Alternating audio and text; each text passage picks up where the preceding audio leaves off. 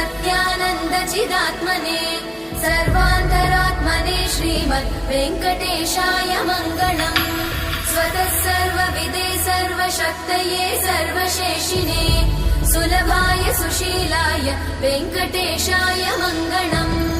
परस्मै ब्रह्मणे पूर्णकामाय परमात्मने प्रयुञ्जे परतत्त्वाय वेङ्कटेशाय मङ्गलम्। आकालतत्त्वमशान्तमात्मनामनुपश्यताम् अतृप्त्यमृतरूपाय वेङ्कटेशाय मङ्गलम्। प्रायस्वचरणौ पुंसां शरण्यत्वेन पाणिना कृपया दिशते श्रीमद् वेङ्कटेशाय मङ्गलम्।